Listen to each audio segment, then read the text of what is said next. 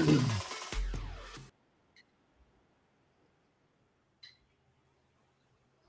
on. Come on. Get there. Hello, everybody. Welcome to Midwest Parrot Talk Radio. I am the G Man. That is Deb. And as you can Eddie, tell, I am not Deb. smarty pants. I am in my Smarties. I'm gonna pull up the web or the YouTube page. I'm There we I'm Googling up the Crescent Hotel info here Oh, awesome. right Yeah. now. So yeah, we'll start off with that. Tell everyone what's going on with that. In August of 2026, yours truly is going to be a speaker at the Ozark Mountain UFO Conference. This is one of the longest running conferences, UFO related, um, almost anywhere around here in the United States. And it's always a good time. They've had everybody known to man there at one point or another to speak.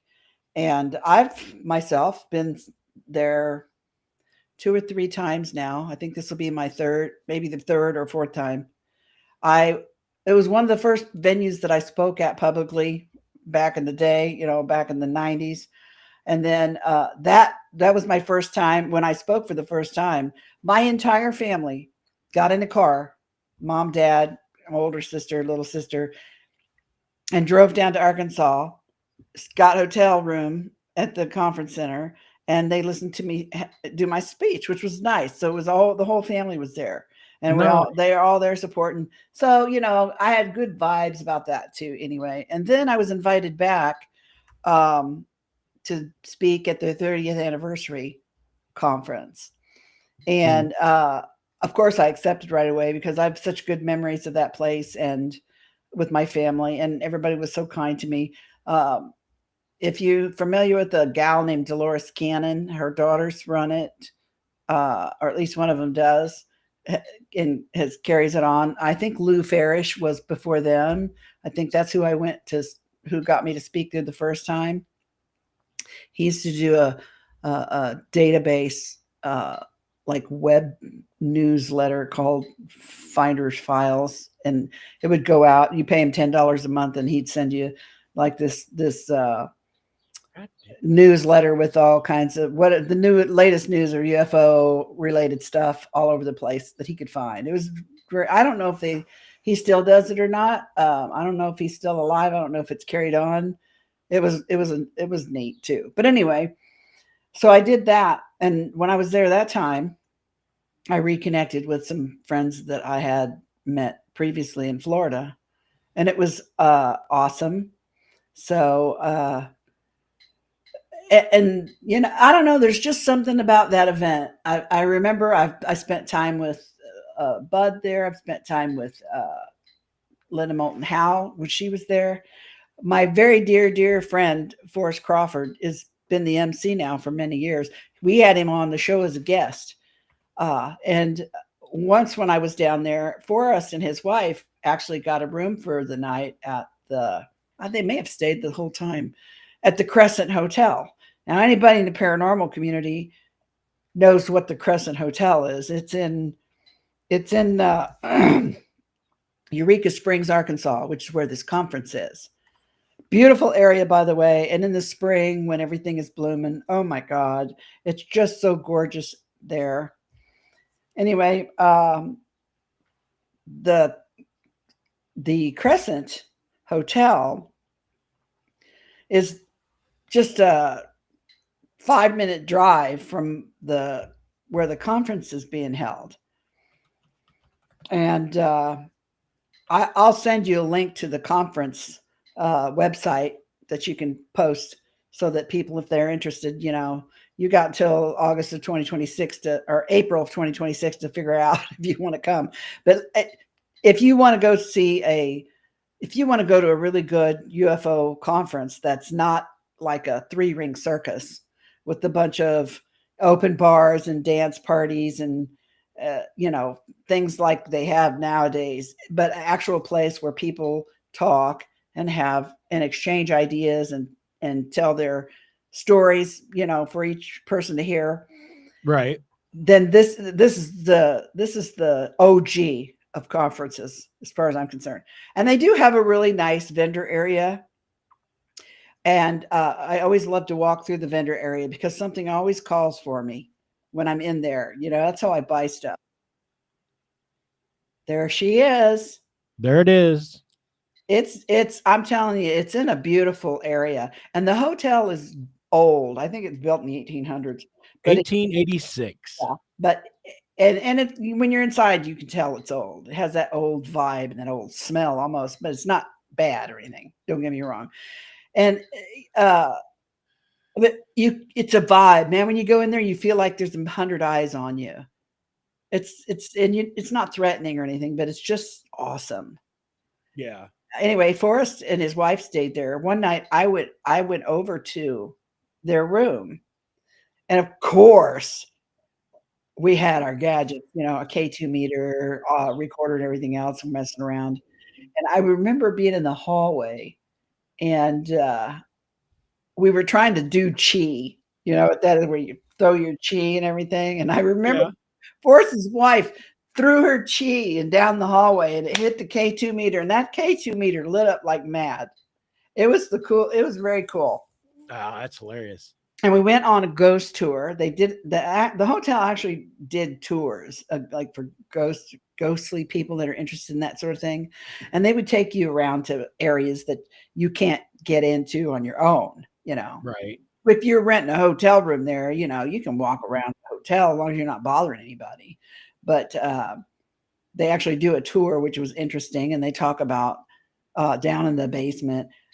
That place has been several things. It was I think one time it was like a tuberculosis hospital or something like that. And the doctor was like some mad scientist that used to do experiments on people in the basement. I don't know, just all kind of weird stories. You have to Google it up. But I was looking at the prices.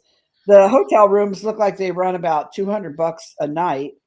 But I don't know if you can get a package deal or something because of the conference that's there right across the street. Because I'm pretty sure a lot of people that go to the conference want to stay there. You know what I mean?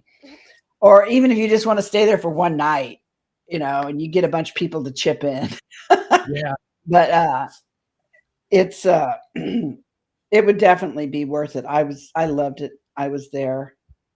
I'm gonna try to Google up the conference so I can give you guys a little. Yeah, put the well, hold on. Let me look too. What is the name of the conference? Deb? It's the Ozark Mountain UFO. I think that's what it's under. Ozark Mountain UFO Conference. Yeah.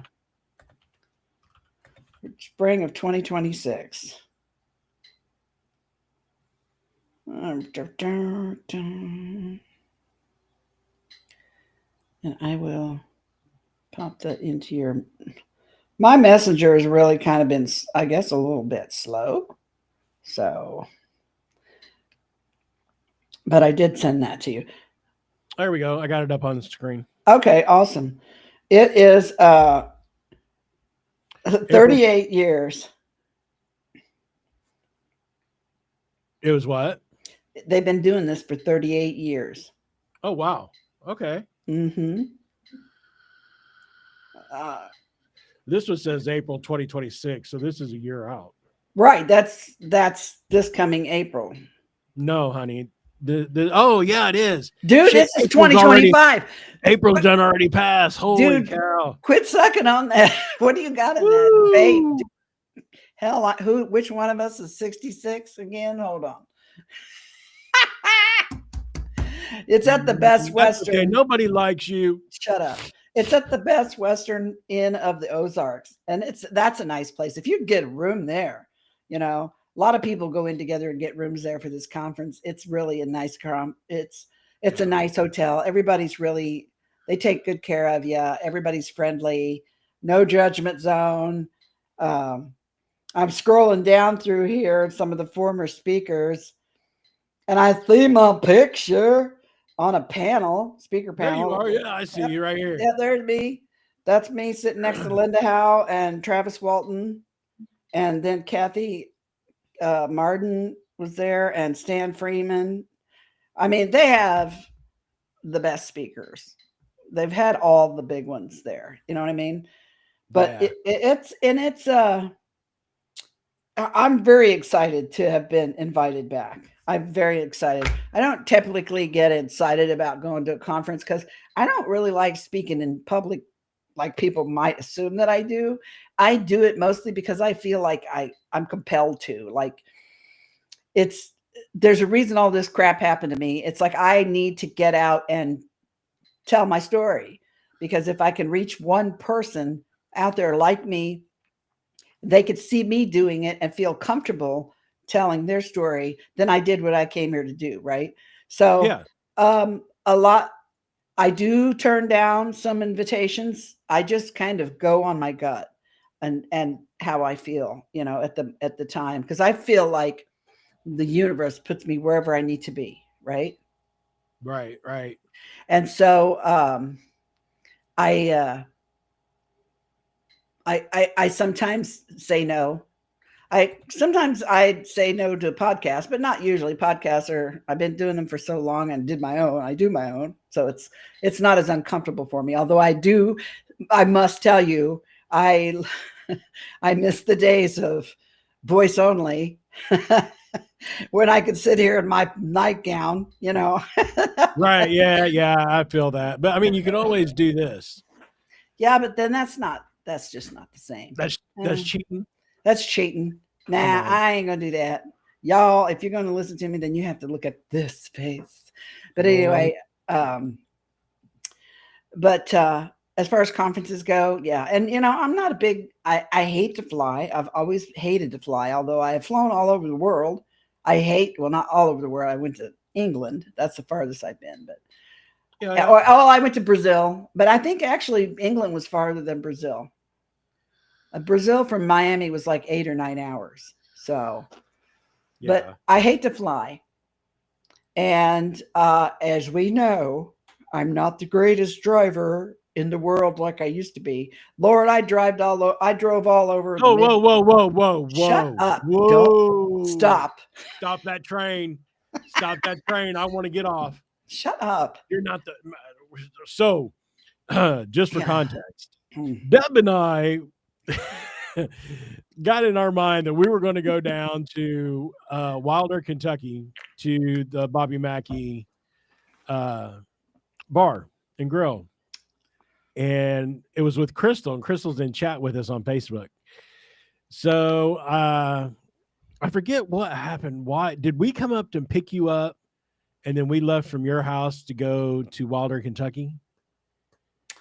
For some reason, we were on Some 465 or 65 with you coming from the north side.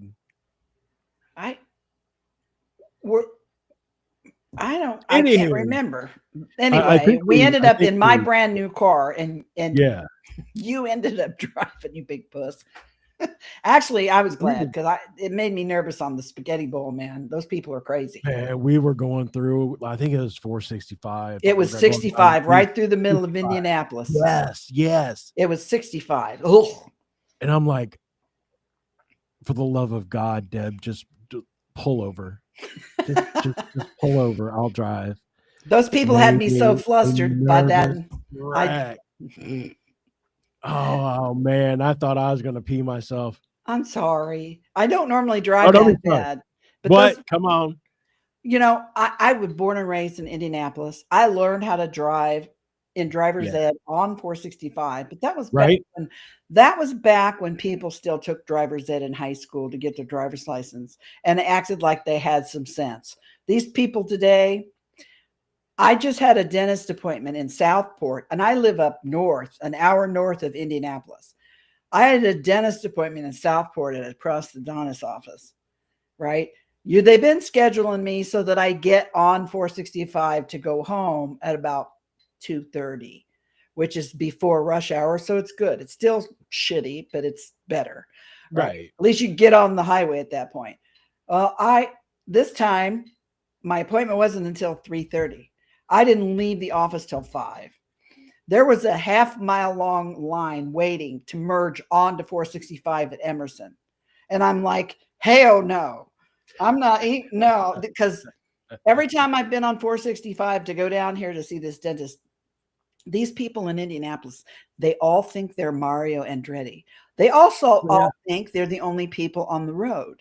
So they have Yes. no awareness of you anywhere near them. They're Not not at all. paying attention. I don't know how more people aren't killed on that, honest to God. Yeah. So I drove straight through Indianapolis. And I only did that because A, I have Google Maps, the best thing since sliced bread. And B, I am from Indianapolis. I was born and raised there, lived there for 35 years. So I'm like, I got this. Well, I got home 2 hours and 45 minutes later. It took me as long to get from my dentist part on the south side of Indianapolis to my home up in Kokomo as it's going to take me to get from Kokomo to Cincinnati in July when I speak at the MUFON conference in July. Because I drove on the ground. I didn't get on the highway going home. But anyway, I digress. I hate driving. So I don't do a lot of I don't do a lot of conferences because I hate flying worse. And also I don't really I mean, I know this is rude, but I don't really like people very much right now either. I Oh mean, yeah, I didn't know. I think it's just because I'm getting older now. I'm older. I'm 66 years old. I think I have less patience, and that's probably bad. And I need to work on that because it's not good for me either. But I do every now and then when someone comes at me with something that it's like the universe better really give me a big sign and let me know I need to do this, and it does. So I'm Right. actually I'm going to speak at the conference in Cincinnati, the MUFON International Symposium. I'm going to be a speaker there in July.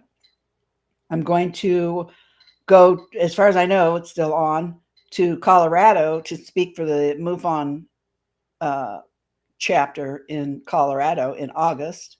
Where's that going to be? That's in Colorado, and I'm not exactly sure of the city. I think it's somewhere near Colorado Springs, but I'm not 100% sure. And as we get closer to the time, I'll have more details of that. And then I'm driving myself up to Houghton Lake, Michigan, or Houghton Lake. I know I say it wrong every time. I'm sorry, you guys.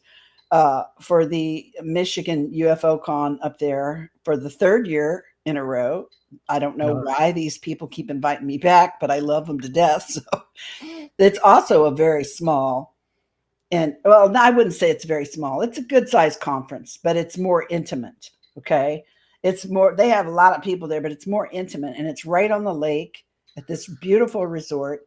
And everybody that works at the resort is wonderful and welcoming and friendly and always accommodating for all they have a big sign up that says welcome UFO people when you pull in the parking lot. And I love it. But yeah, they invited me back, and I'll be speaking up there in September, at the end of September. And then, of course, April of 2026, I'll be at Eureka Springs. That's the busiest this old broad has been in a decade, you know. And I've also been approached. Let me ask you this: Is All it right. all UFO related? Are you going to try to mix in some paranormal with that as well, since you kind of walk the fence on both sides of genre? It's all, each of these conferences is mostly centered around UFO stuff. But now, and I'm going to keep it straight up UFOs at the MUFON conferences because they're MUFON. That's MUFON. That's what they do, right? Yeah. But I will definitely be bringing in the woo-woo at the September conference up in Michigan. That conference is there's a beautiful mix of all kinds of people up there. There's UFO, there's paranormal, there's cryptid, Bigfoot, psychic mediums, just the whole gamut, everything there. It's just wonderful. It's a wonderful mix of everything interesting. And for the most part, the Ozark UFO conference is mostly a UFO related also as well. Although I'm a little more comfortable slipping a little paranormal stuff in there because like I said, if anybody's familiar with Dolores Cannon and her books, which are super fascinating reads, And she was a super fascinating woman. I got to meet her back in the early 1990s in Aspen, Colorado. I sat on a panel at a think tank in Aspen, Colorado, with Dolores Cannon, Betty Hill, Charlie Hickson from the Pascagoula incident, UFO incident, and Rosemary Osnato, and myself, and Travis Walton. This was a big think tank that somebody put on for this sort of phenomenon. And it's like we were in this big room in like this theater, and there were like, it wasn't like public people coming in more. It was like scientists and scholars and people like that who came in and asked us all kinds of interesting questions. We were there for like a whole week. Oh, nice. I remember at the time, Betty Hill and I were the only two that smoked, because that was back when I smoked, right? And I learned quickly in Aspen, I think Betty Hill and I were probably the only two smokers in the whole city of Aspen that smoked, right? Because you couldn't keep your cigarette lit. There wasn't enough oxygen in the air. We'd take a drag or two, and then if you'd go to look at it, it'd be out, and you'd have to light it back up again, right? Right. So, and they were feeding us. Of course, they were feeding us because they were providing our food and our shelter while we were there, you know. But they were feeding us this macrobiotic diet, and I'd never heard of it before. That was all the rage in like the 80s and 90s, early 90s. It's like vegan, like beyond vegan. It basically was like raw vegan, no meat, no gluten. I mean, I don't know what it all entailed, but all I know is Betty looked at me, a bunch of the other younger people, and I was young, mind you, but I was 125 pounds heavier than I am now too. Plus I smoked. So a lot of the other people were like, oh, we're going to go hike at the Maroon Bells because we have some time tomorrow. And before, you know, we're going to have a space of time to go explore. And we're going to go hiking in the Maroon Bells. And I said, how high is that? And they're like, oh, I think it's like 10,000 or 14,000 feet. I'm at 8,000 feet in Aspen, and I can't hardly breathe now. Hell no. I'm like, you know what? I think I'm going to pass. I don't want to be a 911 rescue up there. On the mountain. Yeah. Mountain 911 rescue. Betty was a lot older than the rest of Betty and Charlie, you know. Betty looks at me and she's like, I don't know about you, but I'm sick of this rabbit food they've been feeding us. Let's go find a steak. I said, okay, let's go. I'm game. So her and I found this really nice steakhouse in Aspen that had a salad bar. So you could get a little rabbit food, you know, but but you went in for the meat and taters. We just went in for meat and taters, right? And we sat and talked for several hours, and it was just the most fun. She was so funny. She had such a fiery sense of humor, and she had an opinion about everything. And I just enjoyed so much getting to know her a little bit and talk to her, you know, and I feel so blessed now. I mean, she's like one of the OG in the UFO art. Barney and Betty Hill in their case, you know, back in the early 60s. I mean, I've been blessed to have met all these people and spent time with them, got to know them. She was so funny. And years later, when I met her niece, Kathy Martin, you know, I had photographs that I had of me and Betty and Charlie that I shared with Kathy. So that was awesome, you know. And Charlie Hickson was very sweet. He was very like protective, like a big brother, you know. And then Calvin Parker, which was the other half of the Pascagoula, I met him several times and we got to be friends, and he was like a brother. And his wife Waynette, they always been so kind to me. And when I went to the last time at Eureka Springs, Calvin was there as a speaker, and I got a chance to spend more time with him. And I went in 2017. I spoke at the UFO Congress it was in Phoenix, Arizona, and Calvin Parker was there. He has since passed away, unfortunately. He's just a couple years older than me.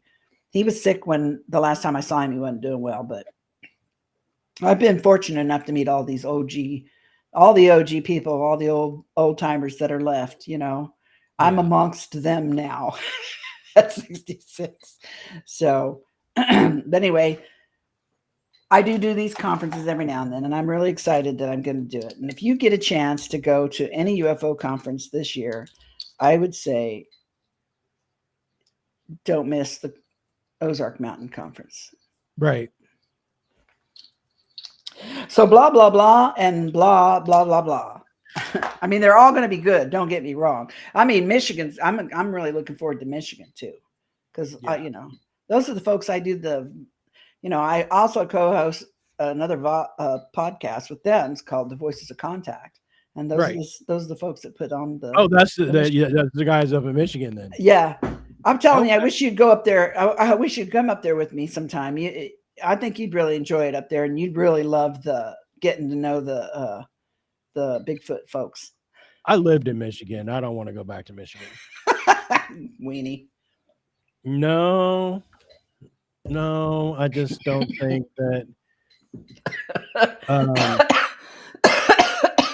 don't think I want to relive that. It's a neat place. Where I'm going is a neat place.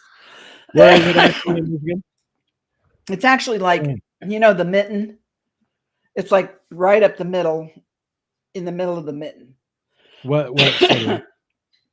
Huh? What city? It's Houghton, Michigan. HOU. Michigan, okay. Yeah. I know when I'm driving up there, I take 69 straight up till 127. And the only big city I see basically is Lansing. Okay. Once I get past Lansing and on 127, I'm maybe half an hour more and I'm there. Mm-hmm. So it's not terribly. I lived in Coldwater, which is just over the border on 69 in hell. And then Battle Creek wasn't too far from there. And then Lansing was just not too far from Battle Creek. So I went up to East Lansing, Michigan a couple of times. One time was for a MUFON meeting up there. It may have been one of their international symposiums was there at that time. I think this was back in the mid to late 80s, perhaps. And I had some dear friends up there, George and Shirley Coyne, who have both since passed on. But so I've been up there a couple times, drove myself. I was going to say, I've driven myself all over Hell's Half Acre, here. I've driven myself to Florida, Tennessee, Michigan, Arkansas, Illinois. I used to drive to Forest House in Illinois all the time, or not all the time, but several times. And I never thought twice about it. Didn't bother me at all. But now I'm telling you, there's a new breed of driver on the highway, and they's all dangerous. Like I said, it seems like everybody just is in their own little bubble now and doesn't realize they're not the only person on the road. Yeah, I hate to sound like an old man. It's this generation. Get off my lawn! God dang kids, get off of my lawn. In my mind, I'm thinking to myself, oh my God, I can sure tell. There's like this line of demarcation. I could tell when they stopped teaching driver's ed in high school. Yeah. Because it got bad.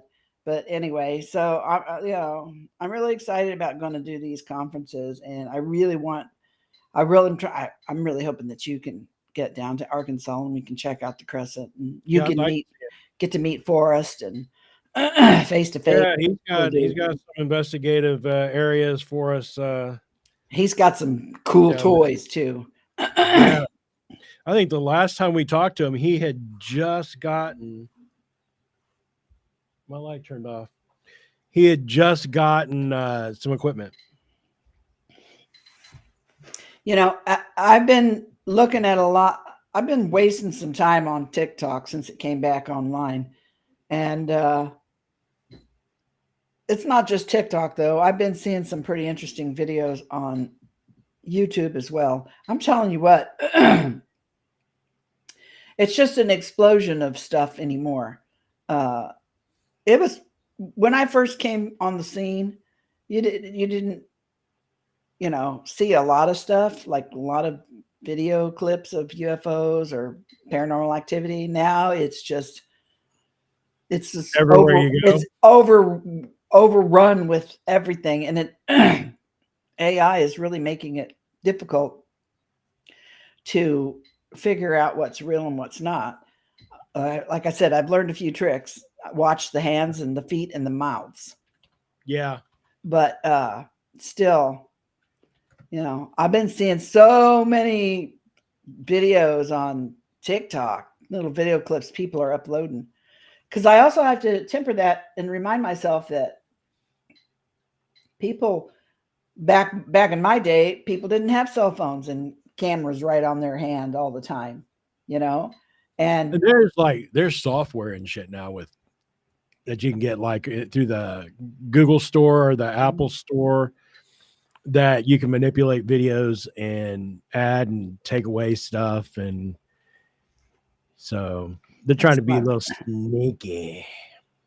And so I tend to now more pay attention to the people in the videos, their actions and responses, and try to try to use my natural.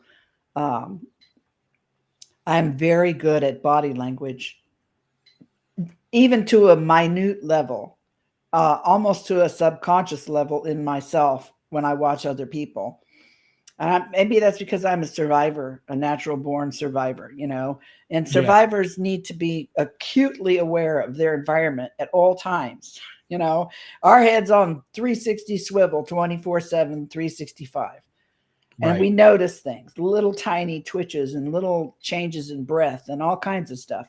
So now I'm having to use that skill when I watch these videos. So I focus more on the actual person having the experience. And then it's hard if there's nobody in there. Maybe you have a voice to listen to. Somebody's like, "Oh my god, oh my god, what is that? What is that?" Uh, that's a little harder because people can be good actors, but they can't hide what their face tells. Right. Yeah. Let's see. I've got some you shared some videos with me. I love it when the little kids are involved because they're so pure. They don't lie about nothing. They don't know any Right. better. No, no, not they that don't. not that I love little kids getting the shit scared out of them or being harassed by anything, but I'm saying for they're just so pure that when they're telling you somebody's there, somebody probably there. Let's see. I think let's play this one video. Hold on, let me get it queued up because I want to talk about this for a second. Oh, my leg, my leg, my leg. I'm so sorry. Here we go. Oh no. Oh yeah. Hey guys, since joining TikTok, I've been getting, messages from people saying, "Hey, we want to learn more about you." I guess that's fair, because a lot of people on here on TikTok who are younger may not have known Paranormal State, and so I thought I would make this video. It's not going to be creative with graphics or music, but I thought I would just talk about myself, share a little bit about my history for those who are interested. But yeah, I'm a paranormal investigator. I've been investigating really since I was 19. So, like Is he though? Is he really? That's my question. Right. 23, 24 years ago. Um, I also had a show on TV on A&E called You Paranormal can hear State. this, right? Mm-hmm. I also Yeah, served can as you the hear me? producer, and Yeah. I also Okay. directed a couple of the episodes. I'm an author. I wrote a book. I'm also a recovering addict, and I'm now a therapist, which is like my other job. And I'll talk a little bit about all those things. So, some people have asked what got me into the paranormal. Well, like a lot of people, I had an experience. Well, I had several experiences when I was younger, growing up in South Carolina in the late 80s. And there was no internet back then. It wasn't common for there to be ghost hunting groups around town. So had these experiences, which were kind of scary, and I suffered in silence. My mom, the only thing she knew what to do was to take me to a priest, and he did the best that he could and just said, pray a bit more. But as quick as the experiences started, they also suddenly stopped one day, and I was kind of left. Wait, wasn't he? Didn't he also claim to be being stalked by a demon? Yes, he did. Like And wait a minute, how old is this kid? He looks like he's 18 right now. 30 something now. Jesus. Wondering, why did I have these experiences and what did they mean? It wasn't until my high school years, when the internet became a household thing, that I learned that there were paranormal investigators like Ed and Lorraine Warren, Hans Holzer, John Keel. And when I learned about this, I wanted to consume and absorb as much as I could. And I realized I wanted to be an investigator one day. So I went to college at Penn State, and I started a group called the Paranormal Research Society, or PRS. And at first it was just about wanting to validate my experience. All right, enough of him. I thought he was going to maybe talk about there's been news going around, or stories going around, where he is taking Annabelle, had taken Annabelle from the Warrens Haunted Museum in Connecticut, and is taking Annabelle all over the state. I think last they were in Louisiana. I think they're in Texas now, or something like that. But I'm thinking in my head, I'm like, why? Why would you be doing that? If there's claims on that doll having attachments, dangerous attachments, why would you put at risk taking that from where it is and traipsing it all over the United States? I did a quick Google of your question because I remembered that as well. And it said, yes, Ryan Buell, the star of Paranormal State, has claimed that demons have stalked him. More specifically, he believed the demonic encounter may have contributed to his pancreatic cancer diagnosis, which we know was all a scam. Right. And recalled a specific incident where a demon targeted him due to his involvement in a particular paranormal case. Yep, you're right. 'Cause I thought I remembered that. Yeah, I get it. Everybody makes mistakes in their life sometimes, but this mistake, I mean, he should have just left this and forward and not try to come back. First of all, how did he get access to Annabelle? Doesn't that belong in the museum that the Warrens? Yeah. The Warrens museum in the state? How did he get access to that? And who gave him the permission to drag it all over the place? That's my question. I have not seen anywhere yet that answered that question, because I've Googled that, and maybe there's something out there now, but I didn't see anything. Yeah, I don't know. I think if I remember right, it's Ed's assistant at the time who is in charge of it now. He was a young guy then. I can't remember his name, but I think he's in charge of it now. But I can't see him releasing Annabelle just to be taken on a continental U.S. tour. And if you thought that this thing was so rife with demonic activity and possession, why in the hell would you want to that's like taking a squirt bottle full of botulism and just spraying it all over everybody as you walk past them where you go. Why would you do that? What's the point in that, unless you're going to make some money? And then it makes me wonder, is that actually Annabelle doll that he has, or is that some? Yeah. See, I was wondering that too. Yeah, because don't sound right. I mean, paranormal community is all in an uprage right now, an uproar, anyways. After the whole, well, first the dude on Ghost Hunter, or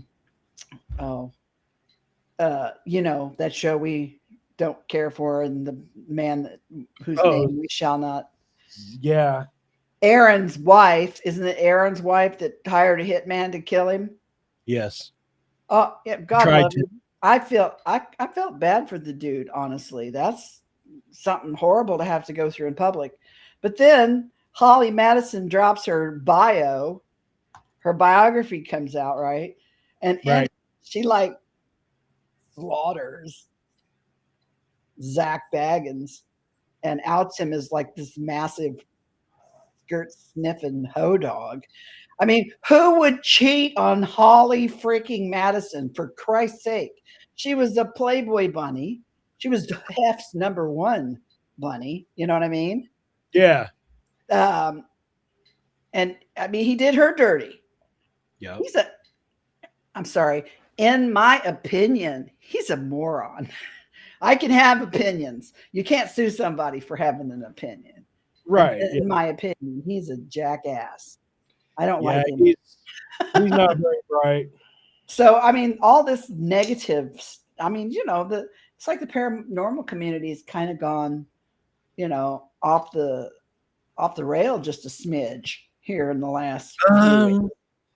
The big, You know, honestly, it's bigger one. yeah, it's the guys that even back in the day who were big back then, still trying to keep that clout of, hey, I'm big time TV, paranormal, ghost hunter, blah, blah, blah. And they're going to extremes to try to keep that. And I think that is what's wrong right now, because it wasn't until, well, first it was Paranormal State, where he was talking about, I have, my name is Ryan Buell. I have a demon stalking me. And then every episode of Ghost Adventures, I'm possessed. I'm possessed. I was possessed. It was possession. A brick that Aaron threw from behind the door across the walkway in the ballroom, it was a demon throwing that. And it's like, no, dude, it was your cast member throwing that. You know, I mean, I understand trying to keep ratings and get ratings and be successful in what you do, but stand on merit, stand on your evidence, stand on what you can tangibly prove as paranormal activity versus trying to manufacture. Mhm. And it shows like that unfortunately stains the community when you talk mainstream media. Because if you go, you know, if I was to go to the Dollar General up here and start talking about ghosts, a lot of them down there would be like, okay, this dude is wackadoodle. And you know what I mean? Yeah, for real. And a lot of that is because I think of the mainstream. Crystal says, you must be talking about Gagans, LOL. I'm like, yes, ma'am. Yeah, you know that's right. You know, that's right. Yeah, the only paranormal show I ever had any interest in or any respect for was Taps. Yeah. You know, and I think I did early on. Yeah, I did until they started talking about, well, I digress. When there was speculation that Grant was fabricating things, and I don't know if it was actually Grant versus the producers of the show that were trying to manufacture things, and they were contractually bound to do what they were told. You know what I mean? I know. I've worked with producers in other genres before, and I know how they act, and I know what they do. And you and I both, and anybody out there who's ever been on a paranormal investigation knows that 95% of your investigation is just going to be some boring shit. And you better be with some people you like and bring donuts and coffee. You know what I'm saying? Yeah. And so I never understood the concept of trying to have a show where you go out with paranormal groups and record them, because how many times are you going to go on an investigation and you don't see nothing? You don't catch anything. Nothing happens. And Hollywood doesn't like that. Right. They want some shit to happen every time that film rolls, because that film is money.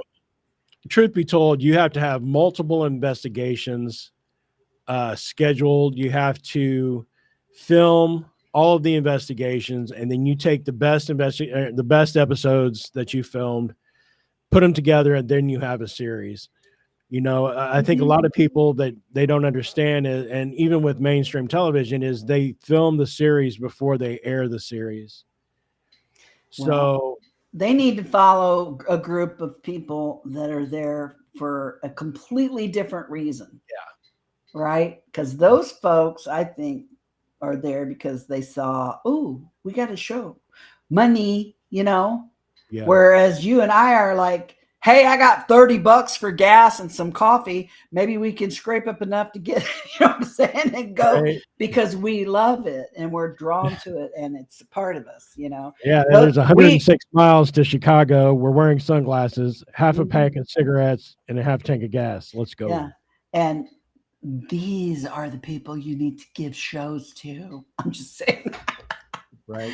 I'm sorry. Well, and I've said 100,000 times, I'm not here to prove to you that there are ghosts. No, but you're going to see it when I'm done. Right. You're going to see what I saw. Here's my evidence. You take away what you want to take away. I'm outie. I'll see you later. Dude, when I let people, and especially, like we said early, I do introduce my paranormal side when I do speak at certain venues, right? And I plan on doing that a little bit in Arkansas, and I'll most certainly be doing it in Michigan. When I play our EVPs for these UFO folks who don't even know what EVP means until I have to explain it to them, right? Right. And this is their first toe in the water of a different part of paranormal, right? And I played some of our EVPs for them. They're like, what? And they literally do not believe that it's real. Like, they can't believe that we actually recorded that, right? And it's like, and you know why? It's because they watch that shit on TV and they hear this. They hear this. Oh, it said the demon is here. Right. Yeah. No, that's the shit you throw away. Okay. Yeah. I'm just saying. How'd that go again? Yeah. Football. Yeah, I know. Stab you in the face. Or they use these Oculus things, right? Right. And the words pop up, and so I can see it. It's like a cold reading from a shitty psychic, right? Yes. They start wrapping the whole session around the words that are coming up, and like they're creating this story around the words that the Oculus just randomly throws out, right? It doesn't mean it. It doesn't mean shit. And I'm just saying, right?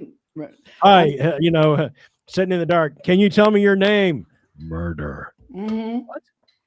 Oh, you were murdered? Oh, you were murdered? Yeah. Yeah. See, that's how they did it. So, when were you murdered? It was a Friday. What Friday? Help me. What? I know. Yeah. Honestly, I hate the investigators too. It's like, oh my gosh, we've got to help the spirit. We've got to do what we can to help the spirit. And I'm like what? What exactly are you going to do? Do you have a bus token that you can give them, or special elevator code that takes you to the very top floor or the bottom floor, whichever way you're going? Throw a little holy water into the air and say, go to the light. Go to the light. Right, yeah. What the hell you expect me to do? The street light? What are you talking about? But yeah, nothing is as clear as this. Play that EVP. Gurgleson. Right? That's Deb's tummy going. That's my belly gurgling. Gurgles. Y'all who live. I Yep. just can't get over that. I can't either. That is like a woman sitting next to me between Greg and I, leaning into the microphone while I'm talking about my belly gurgling. And clearly you can hear that the actual word tickled her. It was probably somebody from, long ago that never Yeah. heard the term gurgle before. Gurgles. Yeah. Well, I'm telling you, Greg and I were the only two people in that house, except for the guy on the base station who was downstairs at the base station. That was it. There was no other woman in there. Play it again. Crystal wants to hear it again. Yeah, hold on. Hold on. All right. Let me make sure the volume, it's all the way up. All right, here we go. Gurgly Gurgleson. Right? That's Deb's tummy going. That's my belly gurgling. Gurgles. Y'all who lived here previously had digestive issues. That's Deb's tummy going. That's my belly gurgling. Gurgles. Y'all who lived here previously had digestive issues can completely understand. You hear it now, Crystal? And it wasn't anybody. I don't even recognize that voice. No, I didn't either. No, that wasn't any voice that I've ever heard anywhere. These are the kind of EVPs that I get. These are the kind of EVPs Greg gets. These are the kind of EVPs that should be on these television shows, not that garbledy shit and that fake Oculus. Yeah, if you have to question it, and I think, and we both have said this, if you have to question what it says, then it's not something that you can present as evidence. If you have to really struggle to hear what it says, I don't even take that to a client. Hold on, I've got one more here. Hold on. I want to play the other one. This one. Do you like pickles?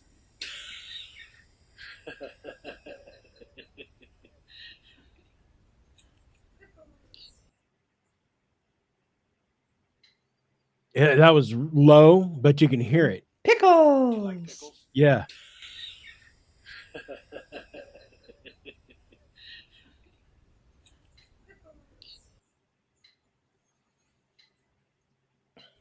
Do you like pickles?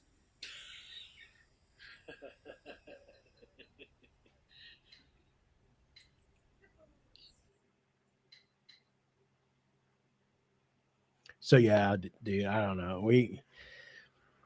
And the walkie-talkie incident always stuck with me as well. That was a different kind of EVP. It wasn't the conventional capture of EVP, but paranormal act. That's how it does sometimes. It surprises you in the weirdest ways. You remember that? We were breaking down at a private investigation, and it was like 3 a.m. We were out in BFE. We had all our walkie-talkies lined up on the dining or the kitchen counter. They were all on, but they were all on the same channel. And these were the Midlands, weren't they? Just the regular walkie-talkie, maybe a mile range or something. Yeah, they weren't like. They were not the expensive military ones or any of that. No, none of that shit. No, this was some Radio Shack shit. Yeah, but it was that one that keyed off. Every one of them was set on channel 13, and there was only one of the walkies that kicked off, and it was a little girl's voice that said, "Hello, everybody." Yeah, in the middle of BFE at 3 a.m. There ain't no little kids in that area at that time. And and the thing was, if there was a kid who had been on the same frequency, all of those walkie-talkies would have kicked off with her voice. Yeah. But it was just that one particular walkie-talkie. Just that one. And I honestly too, I wonder whose walkie-talkie that was. Was it you, me? Was it one of the boys? Was it Ange? I don't know. Was it, I don't know. It's hard to tell. I mean, it has been so many years ago, but I often wonder is like, okay, whoever was carrying it, were they more connected to the little girl's spirit was at the house, or was it a passerby spirit that was just, oh, hello everybody, and moved along, or what was the story? That's something that we didn't get, unfortunately. Yeah, we don't know that part, but we got the EVP part. Did you have the recording of that? Not, I don't have it uploaded. Oh, I don't might even have it. know. I don't have it on this computer at all. I don't have anything on this. Let me see. I might have that. Yes, Crystal.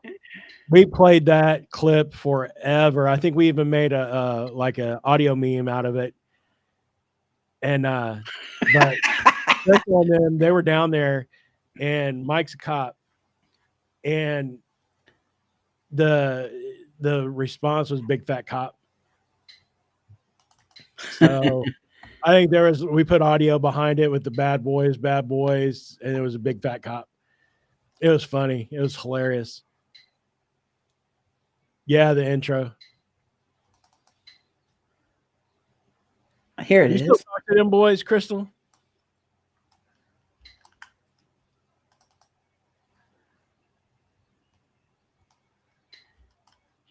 Ah.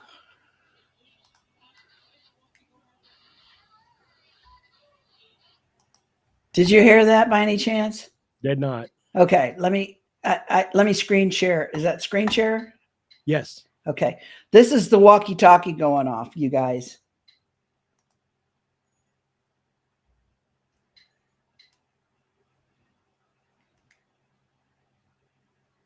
What the hell? Oh, hold on. I got to do something else here first. There you go. Try that again.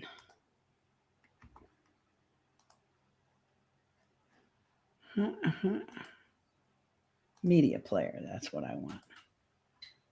Okay. Ready? I hope you can hear it.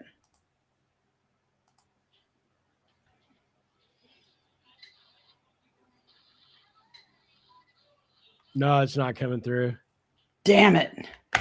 How can maybe I can upload it. Send it to me. Yeah, you upload it. Okay. How do I do it? Let's see how I do that. I forgot. You send it to me in Music. Messenger. I can put it on there. Upload.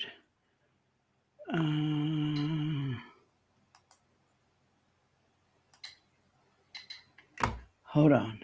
Desktop.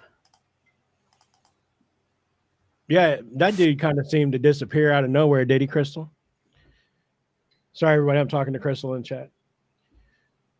While Deb gets that over here. Yeah, I'll get it over there.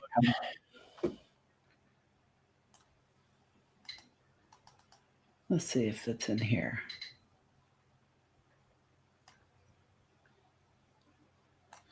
It's not in.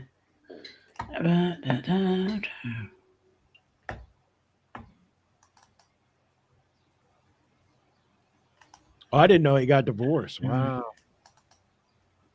Here it is. Okay. All right. Now, let me hit this and we'll try it. Ready? All right. Go. Why is the walkie going off right now?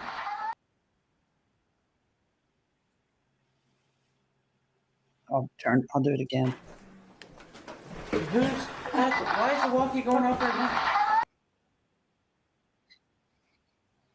See, come on now. I'll play it one more time because they always do it in threes. Why is the walkie going off right now?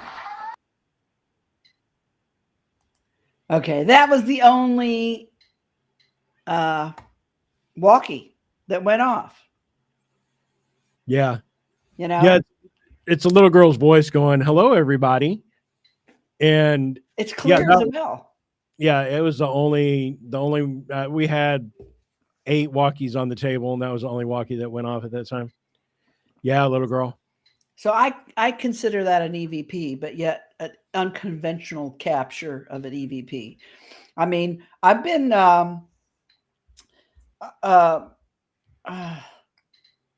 looking at other websites about using other things to capture spirit, like televisions and mirrors and water, scrying and trans something or other. I can't remember the word now. I'm terrible.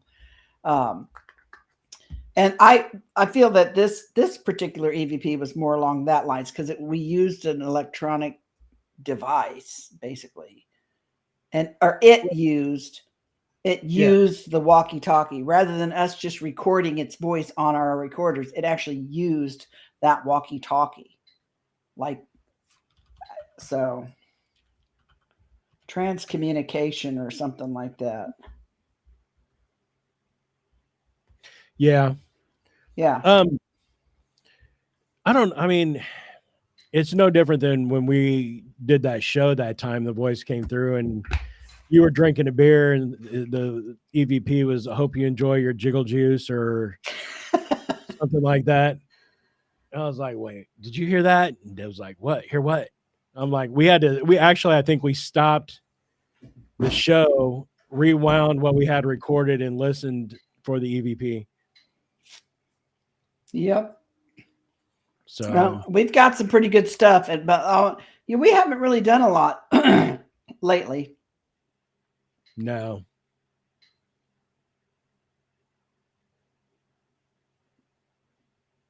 I don't have that audio, Crystal, not on this computer. That computer was like 2 or 3 computers ago, and I wasn't able to save anything off of that. Do you still have those audio files? I'm wondering.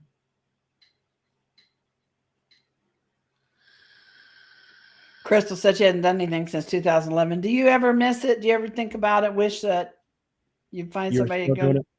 Yeah, I do. Gosh, you don't have any of it. Yeah, I wish we were able to do more because I mean, back in the day, it seemed like we were on investigation after investigation. Every weekend was something different or new. Not until I listened to y'all. Right? Well, I got waylaid for a long time when I got put on second shift at GM, for 7 years. That kind of took the wind out of my sails, but and then you moved away. So yeah, we had I think PERT was a really good little group of people there, just the right kind of combination of chemistry, Yeah. But I don't know. I just feel like that things are ramping up everywhere. I know they're ramping up in ufology, and I think that what do they say? The veil is thinning, and I just feel the urge to I've had some weird stuff happen here at my house. Of course, now I think maybe that one weird video might be the neighborhood weirdo that's walking around asking people for money, but I don't know about that, but did they ever rebuild Bobby Mackey's? No. Are they going to even rebuild it in the same place, or did they just move all the way together? I think he just moved on. Yeah. But I mean, truth be told, whatever they decide to build on that location, even if they do, it's going to be haunted. Haunted. Yeah. It's going to be haunted. Something that really, I don't know, Crystal, I'm on a cane, so we can be the handicap investigators. They're supposed to, but Crystal says, I don't think he's going to. I think he's making enough money where he's at, where they moved to. But I think on a paranormal sense, if the location is haunted and you tear it down, the energy is still there of those spirits. It's still going to be haunted when you build a new structure. That's why, I mean, even if it's a residual haunt, because you hear a lot of people say, yeah, I saw a ghost, but I only saw half of it that was walking on the floor. Well, that's because when they were actually alive and walking, the floor was 4 foot lower than what it is now. Like, yeah, and energy just imprints on the space. Yeah, right. Not the building, but the actual space in time there. Right. So, hey, Deb, what are your thoughts on Bob Lazar? You know what? I love that question. Much to the chagrin of some of my UFO friends, and I love them to death, and we still get along, but we agree to disagree on this one point. I believe Bob Lazar is telling the truth. And the reason I do is because from the moment I saw him on TV with George Knapp back in the 90s, there was something about him. And again, like I've said before, I have this, I don't know why, but I have a very keen sense of observation and visually picking up cues from people, hearing them and just sensing things, And I feel like that what he was talking about, he was telling the truth as he knew it. I mean, that doesn't necessarily mean that everything that he told was correct. He may be in telling us what he knew, but he might have been misled himself on some things. Some things he straight up saw and described, And I've always just believed that he was telling the truth. Yes, I do know, and it's been pointed out to me by some of my friends who think he's a complete fraud, that, he did some sketchy shit later and got in trouble with the law a little bit and everything else. Well, when the government completely deletes who you are, I guess you got to do what you got to do to survive. I don't know, because I know I trust George Knapp for the most part. And especially back then, he was an investigative reporter. I'm sure he did his due diligence when he looked at Bob's credentials and whatnot. I also know that the government can delete you. In other words, they can remove everything about you, your credentials, your ID, your social security number. They can make it look like you never existed if that's what they want to do. And this guy was clearly speaking of things that they didn't want people there to speak about. He knew things that nobody could know. And now, years and years later, some of that has come to light, and he was in fact correct on things. So my personal opinion on him is I believed what he was saying. I believed that he was telling the truth as he knew it. Unpopular as that may be with some of my UFO friends, it is what it is. And I'm not going to change it just to have the popular opinion, but I really feel that.